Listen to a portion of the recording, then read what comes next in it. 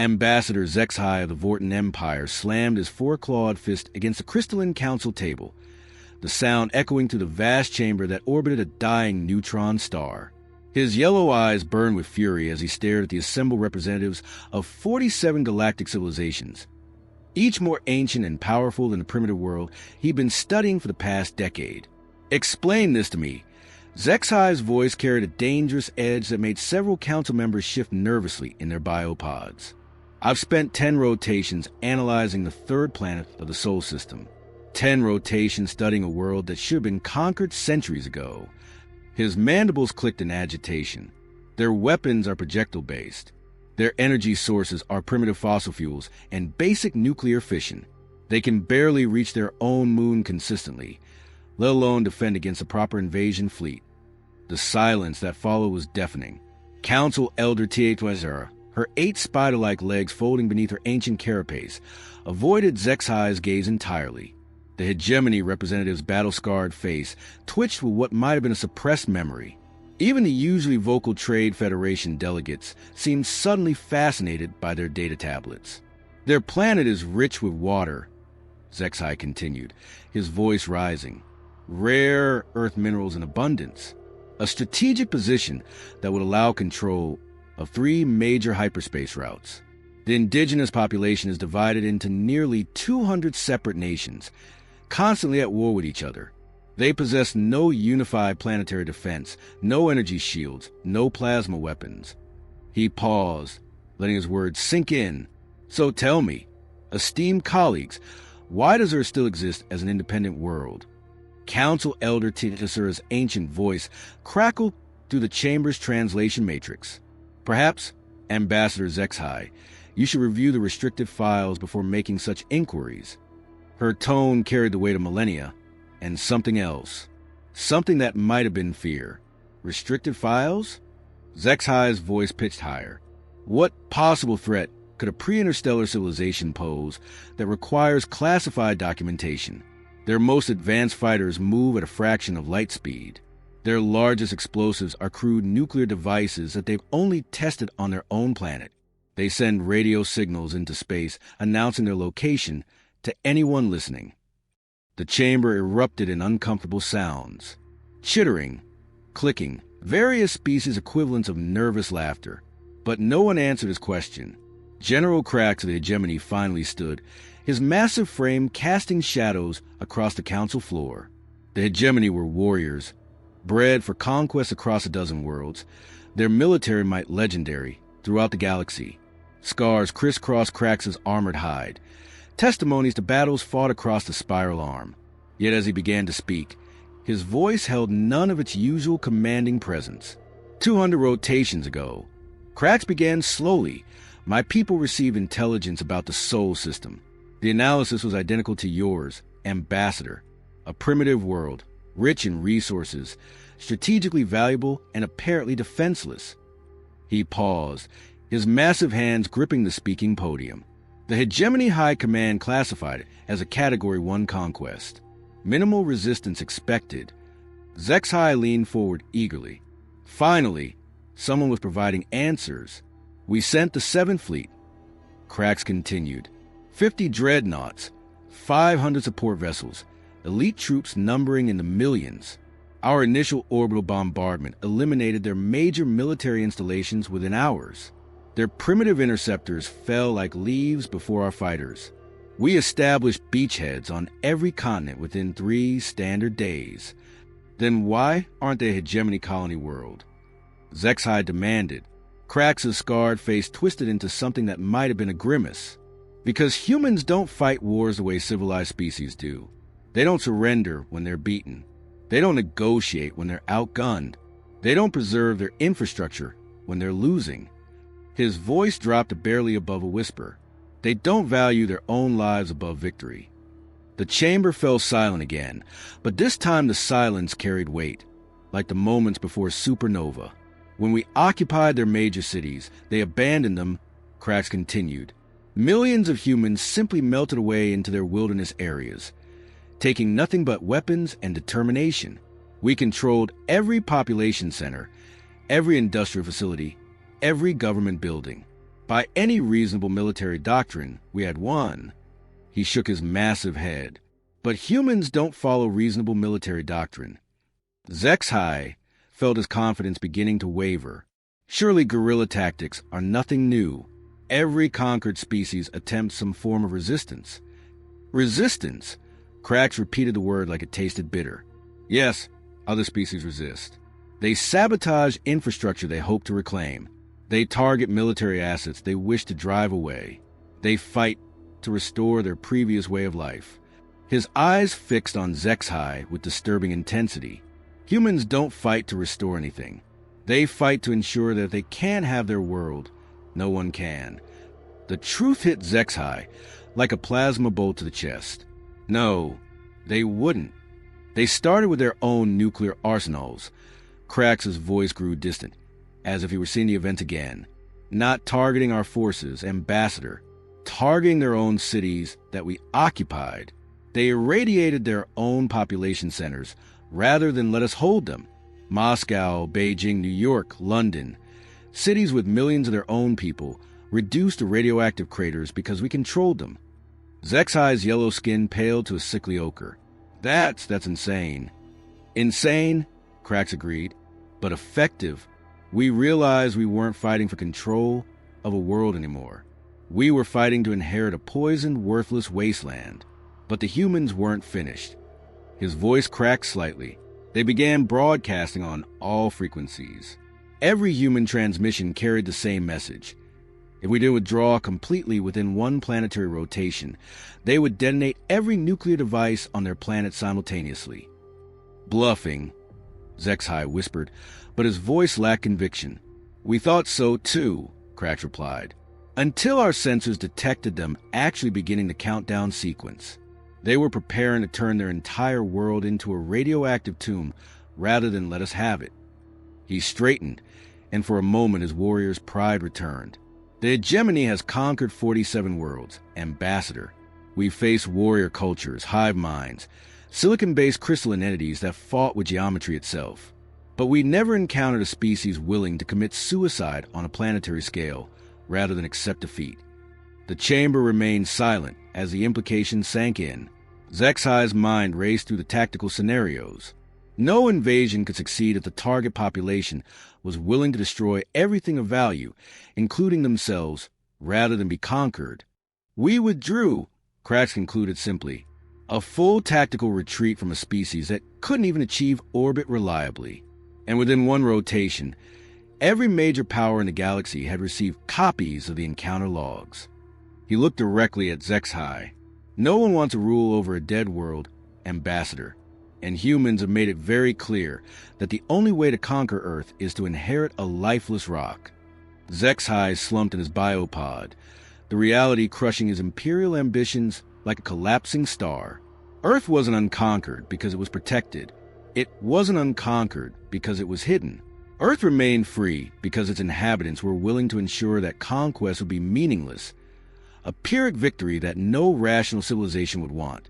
The primitive humans had weaponized their own desperation, turning their apparent weakness into the ultimate deterrent. They couldn't win against galactic civilizations, but they could ensure that no one else won either. And in a galaxy where conquest was supposed to bring profit and power, the humans had made themselves worthless to conquer and too dangerous to ignore. As the council session continued around him, Zexhai finally understood why 47 advanced civilizations gave a wide berth to one primitive, seemingly defenseless world. The humans had achieved something that no military force could. They had made themselves unconquerable not through strength, but through the terrifying promise that victory against them would taste like ashes. Elder Tenessera's ancient limbs moved across the quantum interface with practiced precision, her 8 eyes reflecting the holographic displays that materialized around the council chamber. The air itself seemed to thicken as classified data streams began flowing, each file marked with warning symbols that made several younger council members instinctively retreat. Since you insist on understanding why Earth remains untouched, Ambassador Zexhai, perhaps you should witness the full scope of human encounters throughout our recorded history. Her voice carried the weight of civilizations that had risen and fallen. What General Krax shared was merely the most recent failure. The archives contain 43 separate species encounters with humans, spanning over 2,000 rotations. The first hologram materialized above the council table, showing a sleek vessel unlike any in current galactic databases. Its design was elegant, almost artistic, with flowing curves that suggested a civilization focused on beauty and preservation rather than conquest. The collectors, HFY announced, 1,000 rotations ago, they encountered humans during what the inhabitants called their medieval period. The collectors were artists, philosophers, beings who traveled the galaxy preserving dying civilizations in perfect stasis chambers. They viewed themselves as saviors of culture. HFY studied the vessel's design. What could primitives with swords and horses possibly do against preservation specialists? That, HFY said grimly, was exactly what the collectors wondered. Their mission was benevolent by any standard definition. They would take representative samples of human populations, preserve them in perfect suspended animation, and allow them to experience the galaxy's wonders when they were ready. No harm intended, no conquest planned. The hologram shifted, showing the interior of the collector vessel. Pristine stasis chambers lined elegant corridors, each designed to maintain perfect preservation of biological specimens. But something was wrong with the image. Scorch marks scarred the walls, and several chambers appeared damaged. The humans woke up, HFY continued, not naturally, not according to any scientific possibility, but through sheer stubborn refusal to remain unconscious. The first human broke free from stasis after only 3 rotations. Within 10 rotations, every human aboard was not only awake, but actively sabotaging the ship. Impossible, HFY protested. Collector stasis technology was legendary. It could preserve beings for millennia without any degradation or consciousness. The collectors thought so too. They increased the stasis field strength. The humans adapted. They tried neural dampeners. The humans overcame them. They attempted memory wipes to reduce trauma. The humans retained their memories and became angrier. HFY's multiple eyes fixed on HFY. Eventually, they realized they weren't dealing with normal biological responses. They were dealing with humans who would rather die than be kept against their will, even if that keeping was intended for their own benefit. The hologram zoomed in on a particular section of the ship, showing what appeared to be a makeshift workshop. Primitive tools lay scattered around partially disassembled alien technology. The humans began reverse engineering collector systems, HFY explained. Medieval humans with no understanding of quantum mechanics somehow figured out how to turn stasis chambers into weapons. They modified the preservation fields to create localized time distortions. They weaponized the very technology meant to keep them safe. HFY leaned forward, morbid fascination overcoming his skepticism. What was their goal? Escape? Initially, yes. But when they realized escape was impossible, their goals changed. The hologram shifted to show the ship's central core, where massive energy conduits had been deliberately severed. They decided that if they couldn't go home, no one else would be preserved either. 17 captured humans systematically destroyed a ship designed to house millions of preserved beings. 17 humans destroyed a collector vessel? Not destroyed, HFY corrected. They triggered a cascade failure in the preservation systems. Every being in stasis would die unless the ship immediately returned to the nearest inhabited world. The collectors face a choice: lose their current cargo of humans, or lose everything they have preserved over centuries. HFY's skin shifted to a pale green. They chose to save their archives. They tried to save both, but the humans had made the choice binary. The ship's life support was failing. The stasis systems were overloading, and 17 humans with improvised weapons were hunting the crew through the corridors. HFY paused. The final transmission from the collector's ship contained a single sentence: "These beings cannot be preserved. They are a threat to the very concept of preservation." The hologram dissolved, replaced by another vessel. This one was massive, industrial, designed for resource extraction rather than preservation. Mining platforms extended from its hull like metallic tentacles. The consortium, HFY announced. 500 rotations ago, they attempted the most basic form of contact: resource extraction without direct interference. They established cloaked mining operations on Earth, harvesting minerals while completely avoiding human contact. That should have been simple enough, Zexai muttered. The consortium thought so. They used phase shift technology to remain invisible to human detection methods. Their mining platforms operated in dimensional pockets, technically existing on Earth, but not in the same space as humans. Perfect stealth, minimal impact, maximum profit. The hologram showed medieval human settlements, complete with castles, farms, and primitive weapons. But something was different about these humans. They were looking up at empty sky with expressions of suspicion and rage. The humans detected them anyway. HFY continued, not through technology, but through instinct. They began calling the mining operations sky demons and started developing countermeasures against invisible enemies they couldn't even see properly. How do you fight something you can't detect? You learn to detect it. Human innovation under pressure is unlike anything else in the galaxy. Within 50 rotations, medieval humans had developed techniques for tracking dimensional distortions using nothing but iron filings and magnetic stones. They created weapons designed specifically to damage phase matter. They invented traps that functioned across dimensional boundaries. The hologram shifted to show a consortium mining platform, but this one was damaged, its elegant curves marred by primitive but effective sabotage. Catapult stones embedded in quantum processors.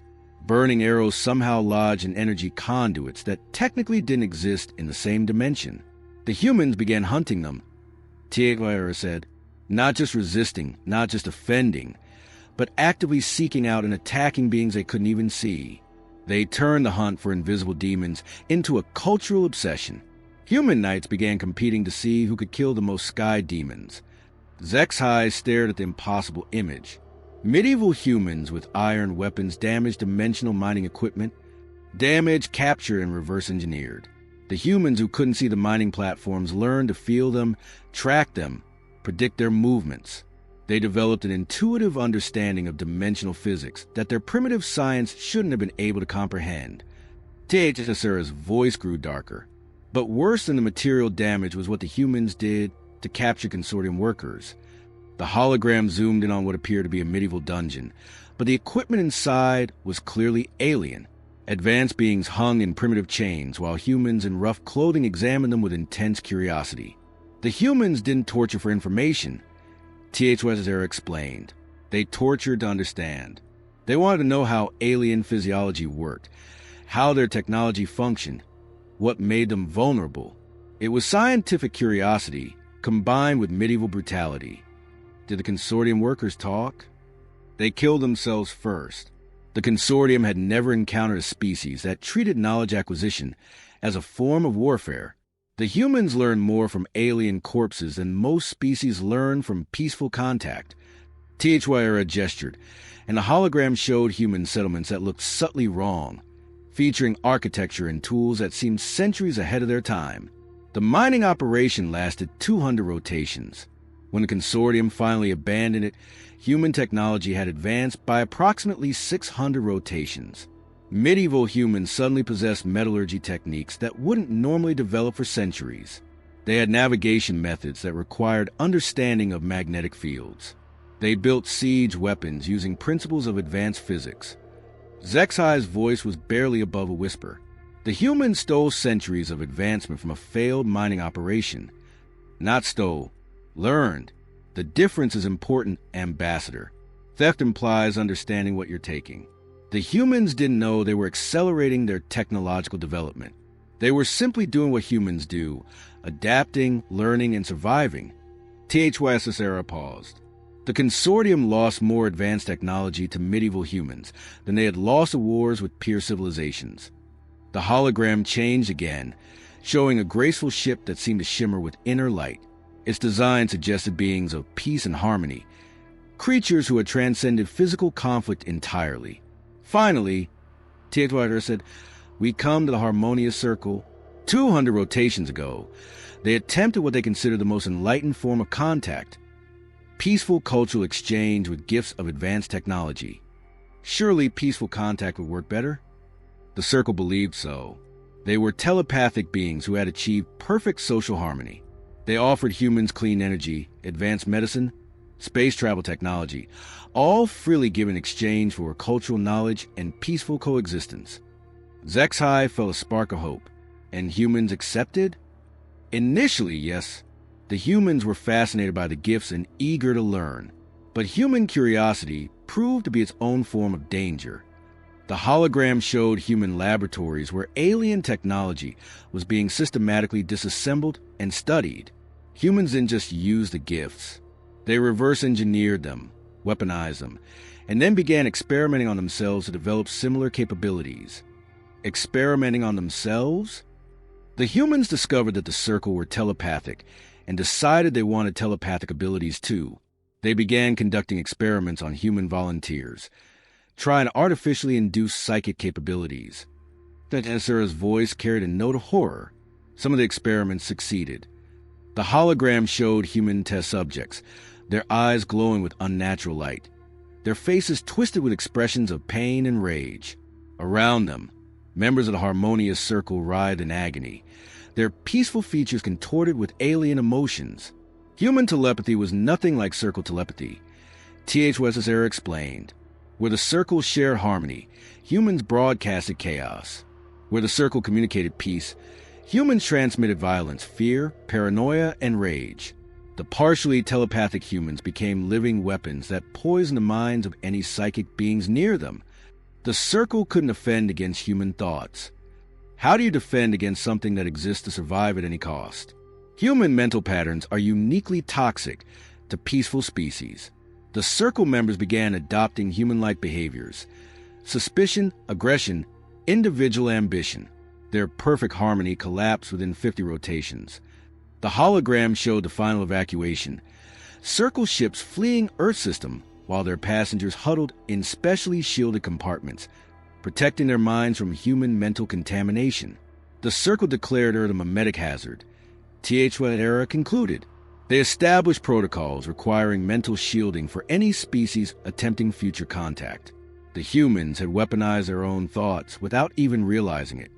Zexhai sat in stunned silence as the implication sank in. 3 different approaches to human contact: preservation, exploitation, and cooperation.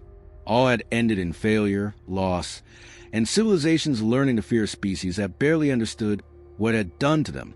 Zexhai's claws scraped against the crystalline council table as he struggled to process the historical failures. "Those are ancient encounters with primitive humans," he said desperately. "Modern Earth is completely different. They're more advanced now, but also more divided. Their planet is in chaos. Constant warfare, environmental destruction, political instability. They can barely cooperate on their own world, let alone mount unified resistance against galactic invasion." Elder Asura's compound eyes glittered with something that might have been dark amusement. "You believe modern humans are weaker than their ancestors?" "Look at the evidence," Zexhai insisted, his voice rising. "Current surveillance shows over 60 active military conflicts on Earth simultaneously. Their nations stockpile weapons to use against each other. They're destroying their own environment through industrial excess. Their political systems are fragmenting into smaller and smaller factions. They've never been more divided."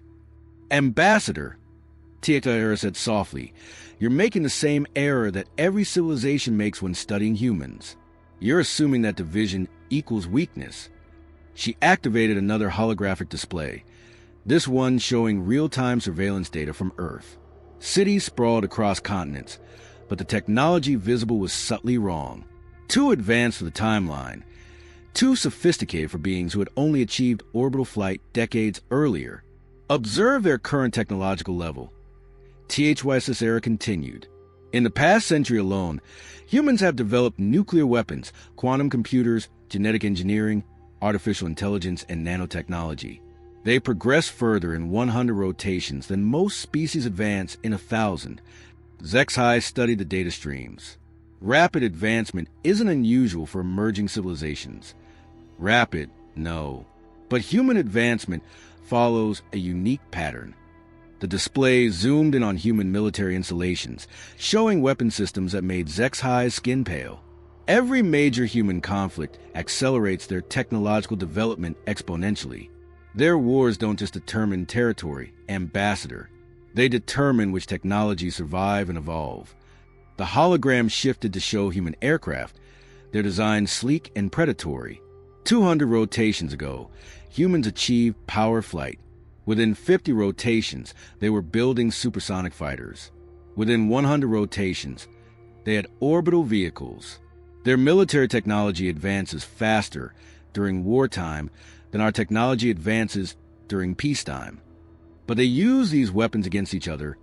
Zexai protested. Their constant warfare proves they can't unite against external threats. Sarah's laugh was a sound like breaking glass. Shall we test that theory? The Council has run extensive simulations modeling every possible invasion scenario against modern Earth. Perhaps you'd like to see the results. The chamber darkened as quantum processors throughout the Council complex began working in unison. The holographic display expanded until it filled the entire chamber, creating an immersive simulation environment. Stars wheeled overhead, and suddenly Zexai found himself seemingly floating in space above Earth. Simulation 1, THY's era announced. Overwhelming Force Doctrine. A combined fleet of 12 species, totaling over 10,000 vessels, initiates simultaneous planetary bombardment from orbit. The simulation began. Massive alien fleets materialized around Earth, their weapons charging with lethal energy. But before the first shot was fired, alerts began flashing across the display. Human response time, 14 minutes, THY's era narrated. Initial reaction, activation of planetary defense networks that our surveillance never detected. Zexai watched in horror as Earth's surface erupted with weapons installations that shouldn't have existed. Orbital defense platforms that had been disguised as space debris suddenly came online. Hidden missile silos opened across every continent, revealing arsenals that dwarfed entire galactic navy fleets. Impossible, Zexai whispered. Our surveillance would have detected military installations of that magnitude. Would it? Human camouflage technology has been advancing for centuries. They become experts at hiding in plain sight. The simulation continued as Earth's defensive response escalated beyond all reasonable expectations. But observe their primary strategy, Ambassador. The Earth-based weapons weren't targeting the alien fleet directly. Instead, they were targeting Earth itself. Nuclear weapons began detonating in carefully calculated patterns across the planet's surface. Biological weapons were released into the atmosphere. Chemical agents began transforming the very air into poison. They're destroying their own planet again, Zexai said, but his voice lacked conviction. Correct, but observe the calculation behind the destruction. The simulation highlighted specific areas where human weapons were targeting. They're not randomly destroying everything. They're systematically eliminating anything that will be valuable to conquerors. Freshwater sources irradiated, fertile farmland poisoned, industrial capacity melted down, strategic resources buried under radioactive waste. The simulation fast-forwarded. The alien fleet achieved total orbital supremacy within hours, but as their landing forces approached the planet's surface, they found a world transformed into a toxic wasteland. Every city was a radioactive crater. Every river ran with industrial poison. Every breath of air contained engineered biological agents designed to kill non-human life forms. Victory achieved, THY's era announced mockingly. Total conquest of a dead world.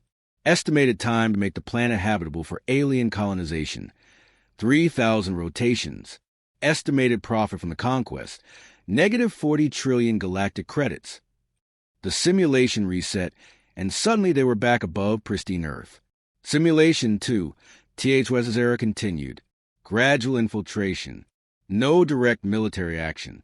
Slow cultural and technological influence designed to eventually bring Earth into the galactic community as a client species. This simulation moved more slowly. Over decades, alien influences gradually penetrated human society. Advanced technology was introduced subtly. Key human leaders were contacted and gradually convinced to cooperate with galactic civilization. Initially promising, THY's era narrated. Humans seem receptive to superior technology and expanded knowledge. Integration appears successful, but as the simulation progressed, something went wrong. The humans weren't just accepting alien technology and influence.